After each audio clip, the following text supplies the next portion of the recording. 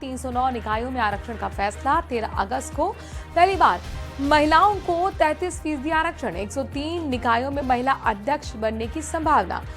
10,242 वार्डों में चुनाव होंगे। 6 और 9 सितंबर को मतदान होंगे। जयपुर संभाग में सबसे ज्यादा 91 निकाय और 2,970 वार्ड।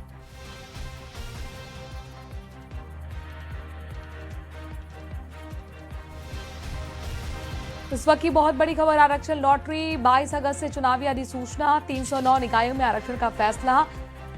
पहली बार महिलाओं को 33% आरक्षण। 103 निकायों में महिला अध्यक्ष बनने की संभावना।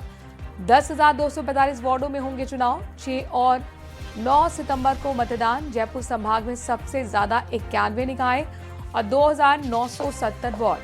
तो देखिए, पंचायत निकाय चुनाव से जुड़ी हुई इस वक्त की बहुत बड़ी खबर आपको हम बता रहे हैं और लगातार पंचायत चुनाव पर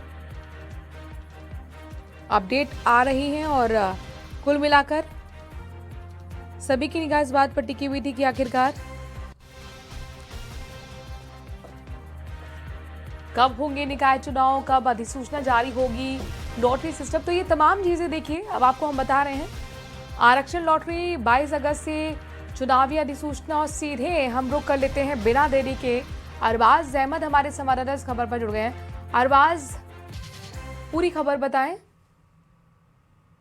जी बिल्कुल, देखिए ये राजस्थान में सभी को इस बात का इंतजार है कि लॉटरी में क्या रहता है और लॉटरी के बाद में एक तरह से स्थितियां क्लियर हो जाएंगी और जो नुमाइंदों का चयन है पार्टी के अंदर उम्मीदवार में कहाँ किस चेहरे को मौका देना और उसमें कौन सी सीट किसके लिए आरक्षित है, इसके ऊपर सबका एक तरह से बड़ा इंतजार है और उसके अकॉर्डिंग ही अब रणनीति और जो स्ट्रेटेजी है वो डिसाइड होने वाली। 309 नगरीय निकाय जो हैं उनकी चुनाव की तस्वीर साफ हो जाएगी 13 तारीख को। लॉटरी निकलने के बाद में पहली बार महिलाओं को बताया जा रहा है करीब करीब 33% आरक्षण मिलेगा और इसमें 103 निकायों में महिला प्रमुख बनेंगी। तो ये एक बड़ी वो है इस तरह से कि राजस्थान में जिस तरह से नुमाइंदगी की बात की जाती है महिलाओं को, वो कहीं ना कहीं होने जा रहा है और इसमें जो ओबीसी आरक्षण है उसको लेकर के भी स्थिति स्पष्ट हो जाएगी क्योंकि लॉटरी में करीब 65 निकाय ओबीसी के, 37 एसटी के और 50 निकाय एससी वर्ग के हिस्से में जा सकते हैं। ऐसी बातें सामने आ रही हैं। फिलहाल 157 निकायों में अध्यक्ष पद अनारक्षित रहने की भी संभावना है। तो ये पूरा जो तस्वीर का खाका है वो कहीं ना कहीं एक तरह से बनकर निकलकर सामने आएगा और जो स्थिति रहेगी उसके बाद ही चाहे वो भाजपा हो, चाहे कांग्रेस हो, अन्य जो सियासी दल हैं वो सभी अपनी अपनी रणनीति बनाएंगे किस नुमाइंदे को कहां से मौका देना है और उसके लिए क्या तैयारियां इनकी रहने वाली है। क्योंकि देखिए एक बड़ा सत्ता का सेमीफाइनल माना जाता है पंचायत और स्थानीय निकाय चुनाव।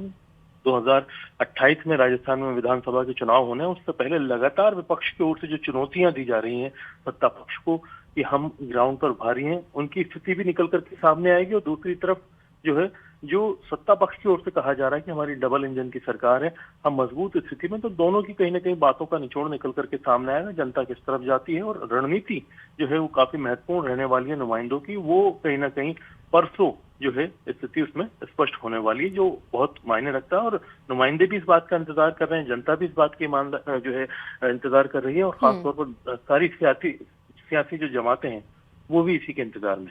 जी बिल्कुल, 8 करोड़ की जनता और खासतौर पर गांव की सरकार बनाने के लिए बेहद तैयार है। और इन सेमीफाइनल जिस तरीके से पंचायत निकाय चुनाव को कहा जा रहा है, अरबाज, ये माना जाएगा कि राजनीतिक रुख और दिशा किस तरफ बह रही है, इसकी तस्वीर भी साफ होगी। और ये पहली बार है कि महिलाओं को भी 33% आरक्षण मिल पाएगा।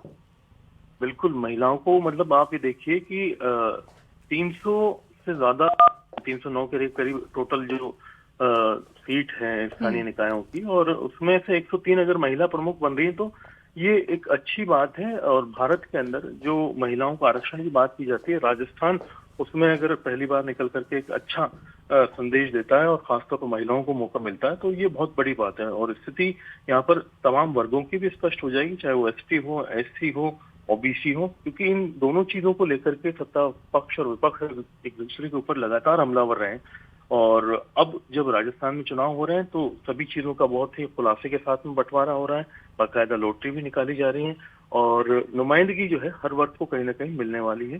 लेकिन जनता का मूड किस तरफ है ये वोटिंग के बाद में पता चलेगा, क्योंकि जो राज्य निर्वाचन आयोग है उसने तमाम तरह की तैयारियां, वोटिंग की तैयारियों को लेकर भी शुरू कर दी हैं। एमपी से बाकायदा जो मशीनें हैं वो मंगाने के लिए और अलग अलग जगह उसके हिसाब से डिस्ट्रीब्यूशन करवाने के लिए, तमाम व्यवस्थाओं के लिए सभी जगह कलेक्टर्स को भी कह दिया गया है। तो वो सब अपनी तैयारियों में जुटे हुए हैं। जी। उनकी तैयारियां अलग चल रही हैं, लेकिन सबसे महत्वपूर्ण बात है कि जो लॉटरी होगी उस पर कहीं ना कहीं पूरे राजस्थान की निगाह रहेगी, जो 13 अगस्त को निकलने वाली है।